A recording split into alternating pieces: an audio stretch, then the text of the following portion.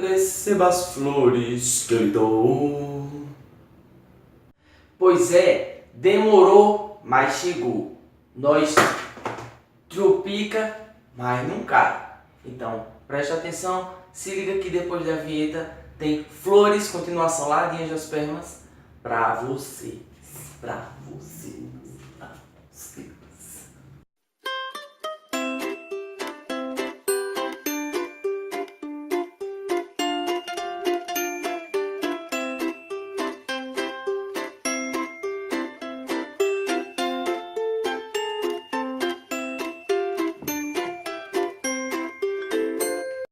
Então, monstronildo, é de fundamental importância que você aprenda a diferenciar as partes de uma flor, as partes das flores que representam aí as estruturas sexuais de um angiosperma.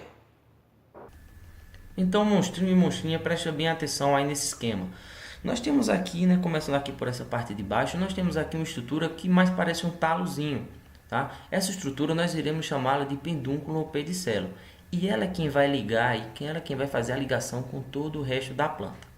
A parte onde as estruturas florais estão dispostas, ou seja, a parte que está recebendo aí toda a estrutura floral, nós chamamos de receptáculo.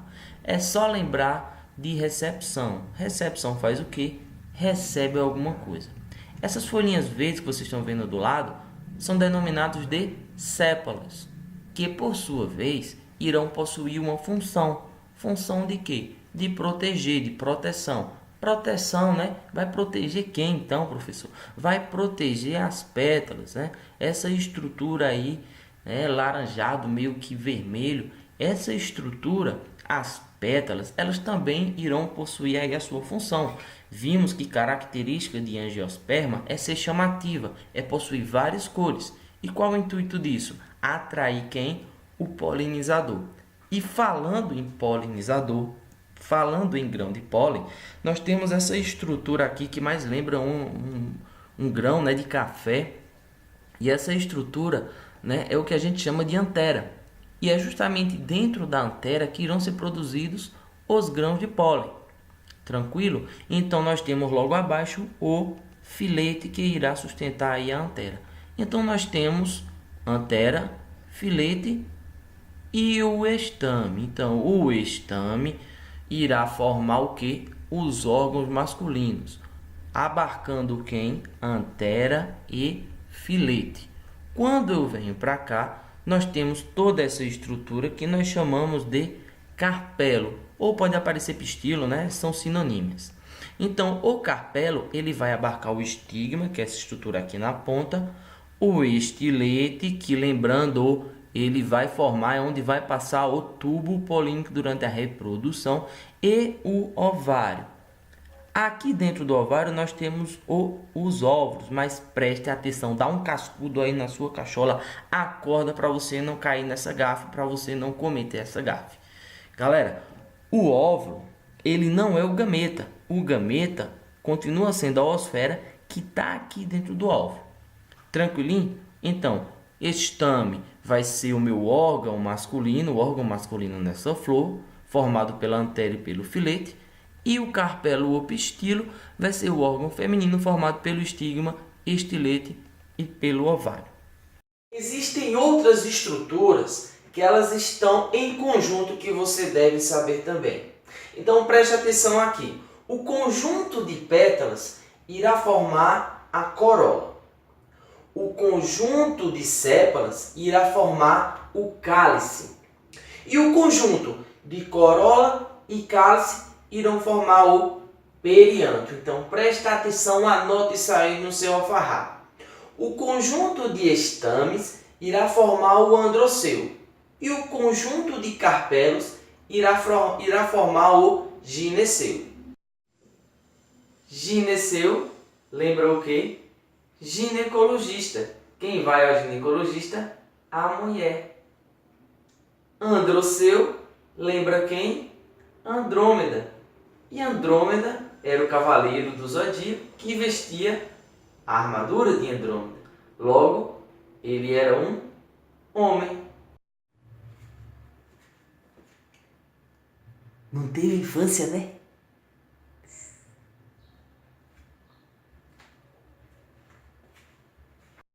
Então, monstrinho e monstrinha, presta atenção em alguns conceitos que eu tenho certeza que sua infância vai voltar aí na sua cachola logo logo. Existem flores, aliás, monóicas e dioicas. As flores monóicas são também chamadas de hermafroditas, ou seja, elas possuem tanto o gineceu quanto o androceu na mesma flor. Já a flor dioica é aquela que ela vai possuir ou o androceu ou o gineceu. Beleza. Quando há o encontro do pólen mais o órgão reprodutor feminino, esse processo nós denominamos de polinização. Porém, esse encontro ele pode ser promovido de várias formas, ou pela ação do vento, que a gente chama de animofilia, ou pela ação dos insetos, dos animais, que nós chamamos de entomofilia. Porém, é válido lembrar da seguinte questão. Existem algumas plantas que elas não vão investir, por exemplo, em cor, porque não é uma planta que precisa ser polinizada pelo vento, não é interessante que ela produza pigmentos para atrair aquele... Ela vai atrair o quê? Um inseto que se chama vento? Então, não tem muita lógica aí essa questão. Então, o que se deve prestar atenção? Plantas que necessitam do vento vão ter características próprias para conseguir o processo de polinização. Plantas que possuem uma coloração e precisam atrair o polinizador vão aderir a estratégias como, por exemplo, a questão da pigmentação da cor. Assim como produzem uma estrutura que a gente chama de nectário. E é aí que entra a questão da sua infância. Vai dizer que você nunca pegou aquela florzinha vermelha, retirou ali o ovário e tomou aquele néctar gostoso, roubando lá dos insetos.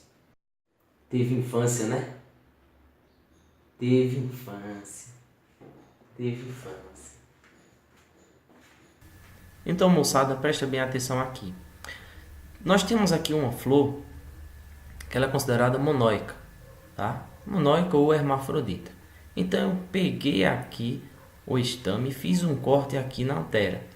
Lembra que é lá na antera onde a gente vai ter a produção, né, a formação do grão de pólen. Beleza, então eu vim aqui e encontrei os microsporócitos. Lembra que ele é diploide, ou seja, ele é 2N. Então ele vai passar pelo processo aqui de meiose para formar os seus esporos. Então ele vai formar os seus esporos, que seriam os micrósporos, agora são micrósporos haploides, e irão formar o gametófito masculino, que no caso vai ser aí o grão de pólen. Lembrando que na formação, no grão de pólen pré-formado, existe um total aqui de 2 gametas masculinos, tá? Não esquece disso, que a gente chamou aí de células espermáticas. Então, beleza, respira e vamos agora para a parte feminina da coisada. Então, dentro do ovário, lembra lá que temos o óvulo e temos também o megasporângio, tá? Então, o megasporângio, ele vai produzir o megasporócito. Tá? Então, o megasporócito também vai fazer o quê? Vai fazer meiose, formando 4 células haploides, os megásporos. Tá? Então, a gente vai ter a formação desses megásporos. Blá, blá, blá. Que gagueira, hein? Então, gente, se liga aqui. Em relação aos megásporos, existe uma coisa aqui super interessante. Ele fala aqui, um deles sobrevive e forma um gametófito feminino. É porque irão se formar 4, mas 3 irão ser deletados. Tá? Ou seja, 3 são perdidos. E aí a gente tem o que ele chama de megásporo viável. Depois da formação do megásporo viável, quero que você dê atenção agora, olho de cachorro louco nessa parte. Aqui nós temos a osfera, essa que está aqui bem no meio. E temos aqui 2 núcleos polares, que ele também chamou de célula média no gametófito feminino. Então, guarda essa informação. Então, o grão de pólen, ele vai ser reconhecido no estigma, beleza. E aí a gente teve uma outra célula, tá? Que ela vai atuar formando o tubo polínico que vai se estender no caso até o óvulo. Após então a polinização aqui, nós temos agora o processo de fecundação. E como é que esse processo de fecundação ocorreu? Beleza, nós temos aqui as duas células espermáticas. Então, beleza, uma dessas células espermáticas, elas são N. E aí ela vai fecundar quem? Vai fecundar na oosfera. Ihu!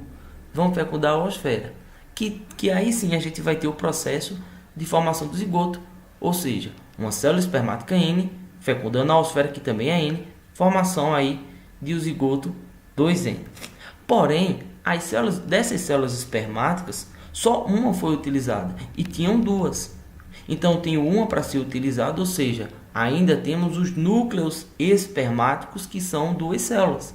Então, eu vou ter uma célula N e duas células que representam o núcleo espermático. Então, agora eu vou ter a formação aí de um triploide, ou seja, a gente vai ter a formação de um 3N. O núcleo espermático fecunda a célula e aí a gente tem a formação de um 3N, que vai formar o que a gente chamou de núcleo do endosperma. Temos então o que nós chamamos de uma dupla fecundação, ou seja, a oosfera estava aqui, se juntou com uma célula espermática, que no caso seria o gameta masculino, e a outra célula espermática se juntou com os dois núcleos polares. E aí a gente teve a formação do zigoto. Esse zigoto vai sofrer sucessivas mitoses e vai formar o embrião, enquanto que o núcleo do endosperma também vai sofrer sucessivas mitoses, formando o que a gente chamou de endosperma, que vai servir aí como, né, uma reserva nutritiva para a semente. Então a semente vai, germina, cai e forma aí uma nova planta, uma nova angiosperma. E não descansa o braço não, já vai no embalo, já vai anotando aí no teu alfarrábio. Dupla fecundação é exclusivo de angiospermas, outros grupos não possuem essa característica. Ela garante a formação do embrião e garante a formação aí do endospermo, que vai ajudar a nutrir para que essa planta cresça monstra e muito saudável. Você que está aí pedindo, mandando seus comentários, mandando, professor, grava uma aula disso, grava uma aula daquilo, nós vamos gravar sim. Continua pedindo, continua jogando, que com muito esforço nós vamos nos juntar e tentar aí colocar o maior número de assuntos, o maior número de conteúdo, para que você possa aí estudar e conseguir ou algum objetivo em relação ao Enem ou aquela prova que você teve dificuldade. Não se esquece de se inscrever no canal. Agora eu sei onde é que está o sininho, ele está aqui em cima, então tasca o dedo nesse sino para ele te alertar, né, das próximas postagens, das próximas videoaulas. Já agradecendo aqui de coração a todos vocês que vêm nos acompanhando, continuem aí nos acompanhando no Facebook, Conexão Biologia, lá no Instagram, Conexão Biologia. Forte abraço e fui, mas eu voltarei.